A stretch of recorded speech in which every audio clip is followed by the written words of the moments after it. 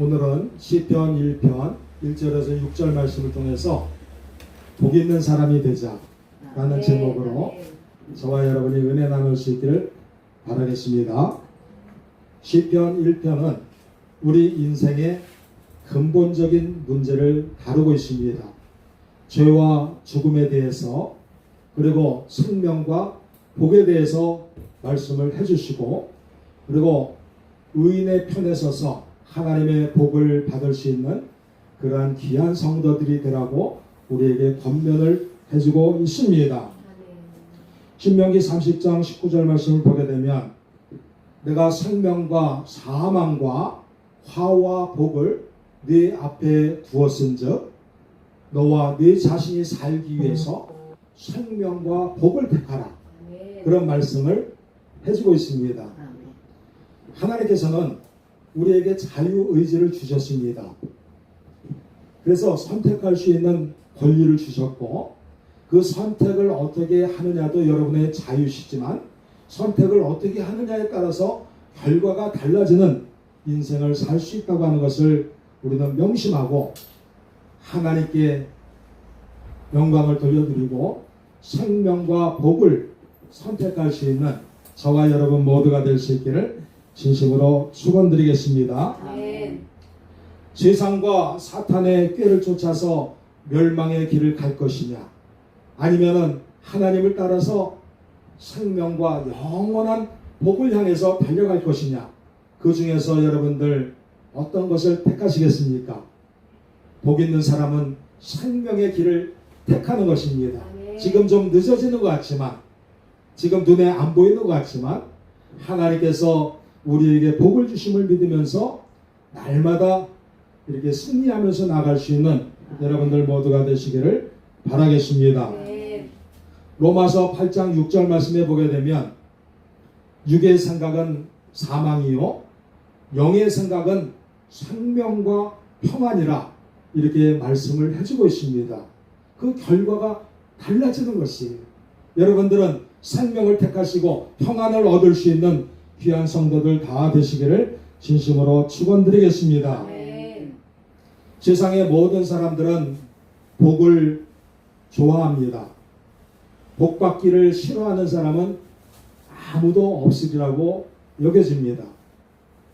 중국 사람들은 복이라고 하는 것을 너무나 좋아해가지고 천장에다가도 복자를 써놓고 벽지에도 복자를 써붙이고 그리고 대문에도 복자를 써붙이면서 복이 그냥 날마다 굴러오기를 바라면서 그러한 삶을 사는 모습을 우리는 볼 수가 있습니다.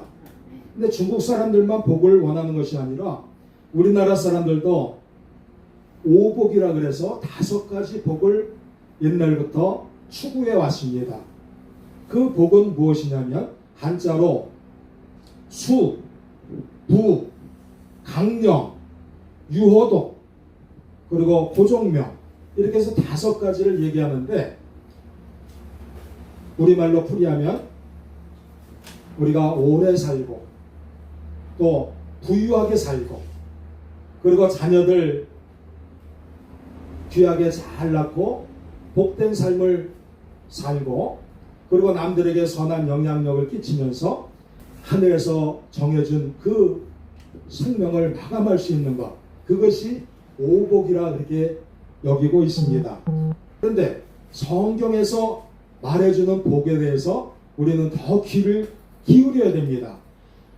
성경에서는 무슨 복을 이야기합니까? 이 땅에서의 복뿐만 아니라 하늘의 복을 차지할 수 있는 성도들이 되라고 시편 1편에서 말씀을 해주고 있는 것입니다. 예수님께서는 마태복음 5장 3절에서 11절 말씀을 통해서 팔복에 대해서 말씀을 해주고 있습니다. 그런데 팔복의 핵심을 이렇게 들여다보면 땅을 기업으로 받을 뿐만 아니라 그리고 하나님을 만나게 될 것이고 하나님의 자녀가 되는 권세를 얻게 될 것이고 그리고 하나님 나라를 차지하게 될 것이라고 하는 그러한 복이 팔복에 담겨 있는 것입니다. 그래서 이 세상 사람들이 원하는 그러한 복을 뛰어넘어서 땅의 복을 뛰어넘어서 하늘의 복까지 차지할 수 있는 우리 모든 성도들 다 되시기를 진심으로 축원드리겠습니다. 하늘의 신령한 복과 땅의 기름진 복이 여러분들에게 가득가득 넘칠 수 있기를 진심으로 축원드리겠습니다. 하나님은 우리를 무조건적으로 사랑해 주십니다. 그러나 복을 주시는 데 있어서는 무조건적으로 주시는 것이 아니라 조건부로 주신다고 하는 것을 우리는 알아야 되겠습니다. 마태복음 6장 33절 말씀을 보게 되면 너희는 먼저 그의 나라와 그의 의를 구하라. 그리하면 너에게 모든 것을 더해주겠다고 그렇게 말씀을 해주고 있습니다. 조건을 달아놓으신 것이에요. 하늘을 바라보고 하나님의 영광을 위해서 나아갈 때 그때 모든 복을 허락해 주신다고 하는 그러한 메시지가 담겨 있는 것입니다. 요한복음 15장 5절 말씀에 이렇게 말씀하고 있습니다. 나는 포도나무요 너희는 가지라. 내가 그 안에 그가 내 안에 거하면 많은 열매를 맺게 할 것이다. 이렇게 말씀을 해주고 있습니다. 신명기 28장 12절 말씀을 보게 되면 하나님께서 너를 위하여 하늘의 아름다운 보물 창고를 열어주시고 네가 하는 모든 일들마다 형통하게 해주실 것이라 이렇게 말씀하고 있습니다. 오늘 본문 말씀 시편 1편 3절 말씀을 보게 되면 그는 시냇가에 심은 나무가 철을 따라 열매를 맺으며 그 잎사귀가 마르지 아니함 같으니 그가 하는 모든 일이 다 형통하리로다. 그런 말씀을 또한 해주신 것입니다. 주님 안에 있어야만 형통하다고 하는 것.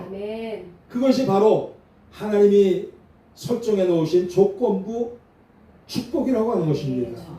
조건부라 그래서 나쁜 것이 아니라 그 조건만 달성하면 모든 것들을 주신다고 하는 그러한 놀라운 은혜가 담겨있는 그와 같은 말씀인 줄 믿으시기를 바라겠습니다. 여러분 잘 아시다시피 나무는 물이 있어야 삽니다. 그런데 나무만 물이 필요한 것이 아니라 살아있는 모든 생명체는 물이 있어야 되는 것입니다. 근데 물이 없는 곳에서는 생명이 살 수가 없는 것이에요. 그런데 이 세상에 광야와 같고 죽음과 같은 이 세상에서 저와 여러분들을 구원해 주시기 위해서 하나님께서는 여러분들을 시냇가에다 옮겨 심었다고 하는 것입니다. 시냇가에 심은 나무라고 하는 것이 바로 그와 같은 의미를 가지고 있어요. 그냥 저절로 거기 자란 것이 아니라 옮겨서 심어졌다고 하는 것이에요. 물이 흐르고 생명이 흐르는 그곳에 여러분들이 심겨졌다고 하는 것입니다. 여러분들은 죽음의 자리에서 생명의 자리로 옮겨졌습니다. 어둠의 자리에서 빛의 자리로 옮겨졌습니다. 슬픔의 자리에서 이제 기쁨의 자리로 옮겨졌습니다. 그리고 모든 우울하고 속상하고 화나고 이러한 곳에서 이제 여러분들은 기쁨과 환희와 비전과 그리고 축복이 넘치는 그 자리로 옮겨지게 된 것입니다. 그러므로 여러분들은 그렇게 옮겨진 그 자리에서 하나님의 생명을 붙들고 거기에 뿌리를 내려야 됩니다. 뿌리가 약한 나무는 시냇가에 심겨져 있더라 할지라도 꼭 펴질 수밖에 없습니다. 그러나 뿌리를 깊이 내리면 아무리 폭우가 쏟아져도 찢겨 내려가지 않고 그 자리에 머물러서 많은 생명을 열매를 거둘 수 있는 그와 같은 나무가 되는 것입니다. 그러므로 여러분들 이제 뿌리를 깊이 하나님의 생명 안에 두시고 여러분들이 축복의 열매를 맺으시고 구원의 열매를 맺으시고 또 영광의 열매를 맺을 수 있는 여러분들 모두가 될 수 있기를 진심으로 축원드리겠습니다. 요한복음 4장을 보게 되면 예수님은 사마리아 땅의 수가성이라고 하는 그러한 곳에 우물가에서 한 여인을 만나서 마실 물을 요청했습니다. 그런데 그 자리에서 예수님께서 그 여인에게 영생수를 주시겠다고 약속을 하셨어요. 왜 그랬을까요? 예수님도 목이 말랐고 수가성 여인도 목이 말랐지만 수가성 여인은 먹을 물을 채울 수 있었어도 이제 그 마음속에 있는 영혼의 갈증은 채울 수가 없었던 것이에요. 그 영혼의 목마름은 채울 수 없이 그저 육신의 목마름을 위해서 해결하기 위해서 우물에 물을 길러오는 그러한 처지였던 것입니다. 우리는 어떻습니까? 우리 역시도 열심히 물을 깃듯이 열심히 돈 벌러 다니고 열심히 생활하고 또 열심히 모든 것들을 준비하고 그렇지만 여러분의 심령은 어떻습니까? 곤고하지 않으십니까? 갈급한 마음이 있지는 않으십니까? 그 수가성의 여인처럼 인생의 목마름으로 이제 간절한 마음으로 하나님을 찾고 계시지는 않으십니까? 그 수가성 여인의 그 영혼의 목마름은 하나님을 제대로 찾지 못하는 데서 오는 그러한 갈증이었습니다. 하나님을 찾지 못할 때 그 어떤 것들이 성공한다 할지라도 그 영혼은 메마를 수밖에 없고 목마를 수밖에 없고 그리고 지칠 수밖에 없는 것입니다. 오늘날도 수많은 사람들이 목마른 사슴이 시냇물을 찾아서 이렇게 헤매이듯이 그렇게 하나님의 음성을 듣기를 원하고 하나님을 보기 원해서 그렇게 간절한 마음으로 찾고 있는 줄 압니다. 그런데 이처럼 영적인 목마름은 세상의 그 어떤 것으로도 메울 수가 없어요. 채울 수가 없습니다. 해결할 수가 없습니다. 그러나 정신적, 영적인 그 목마름은 오직 하나님의 말씀으로 여러분들 해결할 수 있음을 믿으시길 바라겠습니다. 네. 우리는 교회 예배 드리러 오면서 혹시 사람을 만나러 온 것은 아닌지 되돌아봐야 됩니다. 우리가 교회에 등록하고 열심히 다니는 것이 나의 인맥을 넓히고 사업을 확장하기 위해서 그렇게 하는 것은 아닌지 되돌아봐야 됩니다. 신앙생활을 하면서도 하나님을 향한 갈급한 마음을 표현하기보다는 세상을 향한 나의 갈급함을 채우기 위해서 간구하는 모습으로 빠져있지는 않는지 되돌아봐야 됩니다. 습관적으로 교회 다니고 그리고 직분이 있기 때문에 체면상 봉사하고 헌신하고 이런 모습이 되지는 않았는지 우리는 되돌아봐야 된다고 하는 것입니다. 사람들은 여러분들이 그렇게 겉으로 보이는 그런 행동들, 열심을 내는 그 모습을 보면서 신앙이 좋다, 정말 열심이다 그렇게 판단할지 모르지만 하나님은 여러분의 중심을 보시는 것입니다. 아멘. 여러분이 세상을 향해서 목말라 하고 있는지 아니면 하나님을 향해서 목말라 하고 있는지 그것을 보고 계시다고 하는 것이에요. 아멘. 여러분들 모두가 하나님을 향해서 간절한 마음으로 정말 목마름을 해결할 수 있는 그러한 성도들 모두가 될 수 있기를 진심으로 축원드리겠습니다. 아멘. 시편 107편 9절 말씀에 보면 하나님께서 사모하는 영혼에게 만족을 주시며 아멘. 그리고 줄인 영혼에게 좋은 것으로 세워주실 것이다 네. 그렇게 말씀을 했습니다. 아멘. 아까도 말씀드렸지만 이제 이 세상 사람들이 원하는 그러한 오복에 머무르는 것이 아니라 하늘의 신령한 복과 땅의 기름진 복을 동시에 차지할 수 있는 그러한 거룩한 욕심을 낼 수 있는 여러분들 모두가 될 수 있기를 진심으로 축원드리겠습니다. 아멘.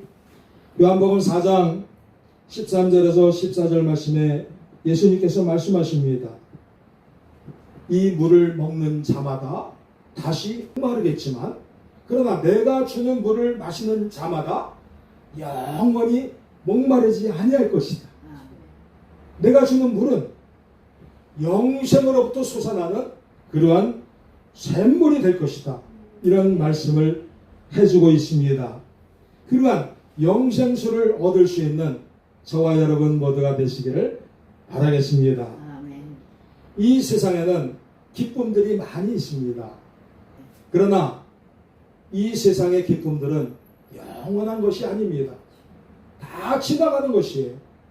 오직 영원한 기쁨은 하나님의 말씀 속에 있고 그리고 하나님과 동행할 때 그때 주어짐을 믿으시기를 바라겠습니다. 아멘. 요한복음 14장 27절 말씀에 평안을 너희에게 끼치노니 곧 나의 평안을 너희에게 주노라. 내가 너희에게 주는 평안은 세상이 주는 그러한 평안과는 다른 것이다. 이렇게 말씀을 하고 있어요.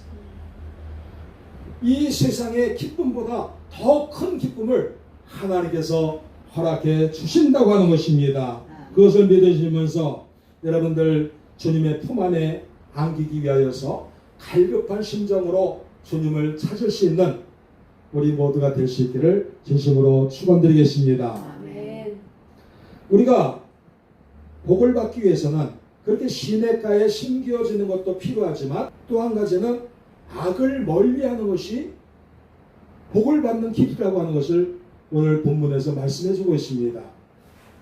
시편 1편 1절 말씀대로 악인의 꾀를 쫓지 말고 그리고 죄인들의 길에 서지 아니하고 그리고 오만한 자의 자리에 앉지 아니하고 이처럼 악에서 떠나는 것이 복이라고 하는 것이에요. 그것이 바로 지혜라고 하는 것입니다. 아멘. 이처럼 악하고 패역한 세대를 살아갈 때 자기를 지키는 것이 필요한데 그렇게 되기 위해서는 우리가 악을 떠나서 하나님과 더 가까이 할 수 있는 그러한 성도들이 되어야 되겠다고 하는 것입니다. 아멘. 세속에 물들면은 신앙생활에 실패하게 되고 신앙생활에 실패하게 되면 인생에서 실패하고 그리고 하나님의 복과 멀어지는 것을 보게 되는 것입니다. 그래서 우리가 죄인의 길에 서지 않고 악에서 떠나는 것이 지혜의 시작이요 경건의 시작이요 그래서 죄를 이기는 것이 축복의 길이요 형통의 길임을 믿으면서 나아갈 수 있는 여러분들 모두가 되시기를 바라겠습니다. 아멘. 죄된 생활하고 멀리하려고 하기 때문에 때때로 여러분들은 왕따를 당할 수도 있습니다. 때때로 외로워질 수도 있습니다. 이 세상은 모두가 다 어울리기를 원하는데 하나님의 말씀을 지키기 위해서 어울리지 못하는 그러한 때들이 많이 있습니다. 그렇게 외롭고 왕따당하는 그러한 순간에도 하나님께서는 역사하여 주셔서 여러분들이 평안하게 하시고 이 세상의 즐거움보다 더 큰 기쁨으로 채워주시고 아멘. 그리고 더 큰 평안을 안겨주심을 믿으시길 바라겠습니다. 아멘.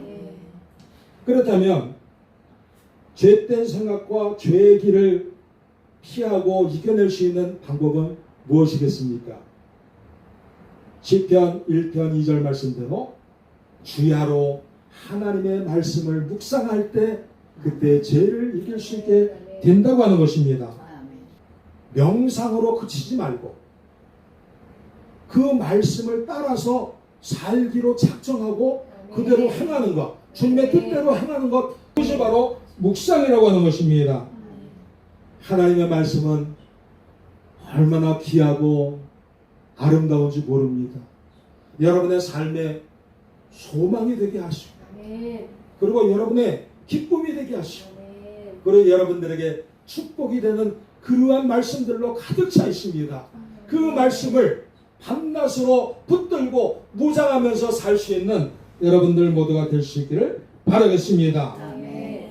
히브리서 4장 12절 말씀을 보게 되면 하나님의 말씀은 살아있고 운동력이 있어서 세상의 어떤 날선 검보다도 더 예리하고 그리하여서 이제 영과 혼과 관절과 골수까지 쪼갤 정도로 그렇게 예비한 것이 하나님의 말씀이라 그랬어요. 그 말씀을 날마다 묵상할 때 여러분들이 다듬어진다고 하는 것이에요. 아멘. 축복의 자녀로 다듬어지고 하나님의 자녀로 다듬어지고 아멘. 하나님께서 원하시는 그러한 하늘의 신령한 복과 땅의 기름진 복으로 다듬어질 수 있는 그러한 성도들로 만들어 주시는 것입니다. 아멘.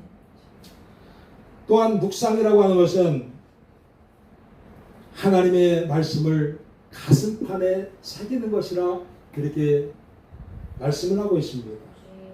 실질적으로 에베소서 6장 그 구절들을 보게 되면 가슴판이라고 하는 것이 나옵니다. 이 가슴판은 하나님의 전신갑주의 한 부분이에요. 그래서 성경에서는 이 가슴판을 뭐라 그랬냐면 의의 흉배라, 그리고 의의 호심경이라, 이런 표현을 썼습니다. 갑옷에 이 가죽을 둘러가지고 아니면 구리로다가 이렇게 해서 상대방의 칼과 창으로부터 막을 수 있게끔, 요즘으로 얘기하면 군인들이 입고 있는 방탄복과 같은 역할을 하는 것이 가슴판이었습니다. 그래서 이 가슴판은 심장을 지키는 것이에요. 심장은 무엇입니까? 우리 생명이에요. 그래서 가슴판은 여러분의 생명을 지킨다고 하는 것이에요. 아멘. 하나님의 말씀은 가슴판에 새긴다고 할 때 그때 여러분들의 생명이 지켜진다고 하는 것이에요. 아멘. 그러므로 여러분들은 하나님의 말씀으로 무장하시는데 이렇게 가슴판에 새길 수 있는 여러분들 모두가 되시길 바라겠습니다. 아멘. 갑옷의 가슴판도 가슴판이지만 이제 상징적으로 얘기하면 여러분의 마음의 그 판에다가 심을 하는 거예요. 벗었다 입었다 할 수 있는 그러한 것으로 머물지 않고 여러분 절대로 지워지지 않는 그 마음판에다가 하나님의 말씀을 새기려고 하는 것입니다. 아멘. 그럴 때 하나님의 말씀이 역사하시는 것입니다. 아멘. 축복의 역사도 시작되고 거기서 기적의 역사가 나타난 줄 믿으시기를 아멘. 바라겠습니다. 아멘. 우리는 죄와 멀어진다고 했을 때 우리는 죄라고 하는 것이 어떤 나쁜 짓을 하는 것만을 죄라고 생각하기 쉽습니다. 근데 성경에서 말하는 죄는 무엇이냐면 하나님과 멀어지려고 하는 것이 죄라 그랬어요. 아멘. 아멘. 하나님과 가까이 하지 않는 것이 죄라 그랬어요. 아멘. 그래서 로마서 6장 23절 말씀에 보게 되면 죄의 삭은 사망이요 하나님의 은사는 그리스도 예수 우리 주 안에 있는 영생이니라, 이런 말씀을 해주고 있습니다.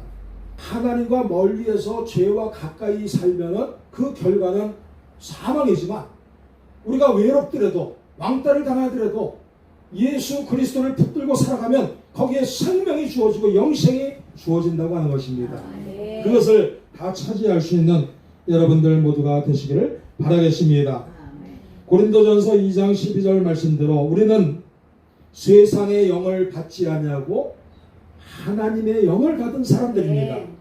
그러므로 우리는 로마서 12장 2절 말씀대로 이 세대를 본받지 말고 그리고 마음을 새롭게 함으로 변화를 받아서 하나님의 선하시고 기뻐하시고 온전하신 뜻이 무엇인지 분별하는 삶을 살아야 되는 것입니다. 아멘. 아멘. 창세기 11장 1절에서 9절 말씀에 보게 되면 바벨탑 사건이 나옵니다. 사람들이 도시를 건설하고 이게 번창하고 막 그러다 보니까 교만한 마음이 들어가지고 우리 탑을 쌓아가지고 저 하늘에까지 닿게 하자. 그래서 하나님과 똑같아지자. 하나님 우리 눈에 보이지도 않고 우리를 도와주는 것 같지도 않고 우리가 스스로 일어나자. 그러면서 바벨탑을 쌓았습니다. 스스로 하나님과 같은 존재가 되기를 원했던 것입니다. 오늘날 세계에서 제일 높은 빌딩은 아랍에미레이트 두바이에 있는 그러한 빌딩인데 높이가 828m고 그리고 층수가 163층에 다다르는 그 빌딩이 세계에서 제일 높다고 하는 것이에요. 아무리 높아도 1km가 되지 않는 것이에요. 지금 현존하는 것에서. 그런데 고고학자들이 바벨탑이 얼마나 높았는가 그런 것을 이렇게 조사를 해보니까 그 높이가 92m라고 했던 것이에요. 하늘까지 닿으려고 했지만 고작 92m까지뿐이 올라가지 못한 거예요. 오늘날 아파트로 따지면 30여 층에 해당되는 그러한 것인데 그러면서도 하나님과 같아지려고 했던 것이죠. 하늘에 닿기를 원했던 것입니다. 그런데 우리가 알아야 되는 것은 옛날 바벨탑을 쌓을 때 그렇게 높이가 92m가 되고 그리고 오늘날 제일 높은 것이 828m가 되고 앞으로 더 높은 게 있을지 모르지만 그 어떤 것도 하늘에 닿을 수가 없다고 하는 것이. 그럼에도 불구하고 창세기에서는 그들이 하늘에 닿으려고 했다고 하는 그 뜻은 무엇이냐면 그 교만함이 하늘을 찔렀다고 하는 것이에요. 교만함이 하늘을 찔릴 때 하나님께서는 그것을 다 허물어뜨린다고 하는 것입니다. 네. 하나님께서는 바벨탑 건설을 중단하게 하시고 그리고 사람들을 흩으셔서 언어를 다 다르게 하시고 이처럼 하나님께서는 하나님의 영광을 위해 살지 않고 자신의 영광을 위하고 그리고 자신의 교만함으로 하나님과 같아지려고 하는 그 모든 것들을 다 무너뜨리고 허물어뜨리고 모래성처럼 만들고 바람에 나는 겨와 같이 만들어버리고 그렇게 흐트러 버리신다고 하는 것입니다. 앞으로도 마찬가지예요. 아무리 높은 빌딩을 올린다 할지라도 하늘에 닿을 수가 없습니다. 우리가 아무리 교만해지고 아무리 하나님과 같아지려고 해도 우리는 절대로 하나님과 같아질 수가 없는 존재입니다. 우리는 겸손하게 하나님께 갈급한 심정으로 하나님의 도우심을 구하며 그리고 하나님의 놀라운 복을 소원할 수 있는 그러한 겸손한 성도들이 다 되실 수 있기를 진심으로 축원드리겠습니다. 솔로몬은 이 세상의 부귀영화를 다 누렸지만 결국 전도서 1장 14절 말씀에서 이렇게 고백하고 있습니다. 모든 것이 헛되고 헛되도다. 그래서 그 모든 것들이 바람을 붙잡으려는 것과 같았다. 아무리 해도 바람은 잡을 수가 없어. 내가 그것이 진짜인 줄 알고 진짜 기쁨인 줄 알고 세상의 기쁨들을 찾아 나섰지만 결국은 다 허물어지는 것이고 다 흩어지는 것이고 남지 않고 존재하지도 않는 그러한 것임을 솔로몬은 깨닫고 하나님께로 진정 돌아오게 되었던 것입니다. 사랑하는 성도 여러분, 이 세상에 좋아 보이는 것들 때문에 거기에 현혹되지 마시고 보이지 않지만 하나님께서 예배해 주시고 허락해 주신 그 하늘의 놀라운 복들을 소망하면서 나아갈 수 있는 여러분들 모두가 될 수 있기를 진심으로 축원드리겠습니다. 마태복음 7장 24절 말씀대로 이제 모래성에다가 집을 짓는 것이 아니라 반석 위에다가 집을 지을 수 있는 여러분들 모두가 되시기를 바라겠습니다. 반석이라고 하는 것은 예수 그리스도를 상징합니다. 예수 그리스도 위에 모든 것들을 맡기실 수 있는 여러분들 되시기를 바라겠습니다. 잠언서 8장 34절에서 35절 말씀을 보면 이렇게 말씀하고 있습니다. 누구든지 내게 들으며 날마다 내 문 곁에서 기다리며 문설주 옆에서 기다리는 자는 복이 있나니 대저 나를 얻는 자는 생명을 얻고 여호와께 은총을 얻을 것이니라. 이렇게 말씀을 해주고 있어요. 하나님을 기다리는 자, 하나님을 찾는 자, 그리고 하나님의 곁에 서기 위하여서 날마다 하나님의 문에서 이렇게 기다리고 있는 자, 이런 사람들, 이런 사람들에게 생명을 주시겠다고 하는 것이에요. 아멘. 하나님을 만나게 하고 하나님을 얻게 하고 그리고 여러분들에게 귀한 하늘의 신령한 복들과 땅의 기름진 복들로 채워 주신다고 하는 것입니다. 아멘. 그러므로 사랑하는 성도 여러분, 한번 생각해 보십시오. 땅의 복으로 머물러 있는 그 오복만을 추구하면서 나가시겠습니까? 아니면 땅의 복과 하늘의 복을 더해 주시는 하나님의 복을 따라가겠습니까?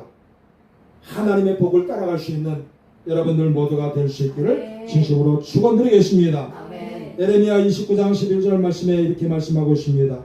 하나님은 우리에게 미래와 희망을 주신다 그랬습니다. 지금 여러분들이 아무리 절망스러운 상황에 있다 할지라도 그것이 나를 향한 하나님의 뜻이 아니라 나를 다시금 일어서게 해주시고 다시금 소원을 간직하고 나아갈 수 있는 그러한 성도가 되게끔 만들어주시는 과정이라고 생각하시고 아멘. 여러분들 오늘의 시련을 다 이겨내실 수 있기를 진심으로 축원드리겠습니다. 아멘. 하나님께서 허락해 주실 어마어마한 축복을 청사진으로 그려보시길 바라겠습니다. 그리고 하나님께 기쁨을 드리며 하나님의 마음에 합해서 하나님께 큰 복을 받았던 다윗처럼 여러분들 하나님의 마음에 쏙 드는 사람이 돼가지고 하나님께서 약속하신 복된 사람, 아멘. 복 있는 사람, 아멘. 복 받는 사람 아멘. 그러한 성도들 다 되시기를 진심으로 축원드리겠습니다.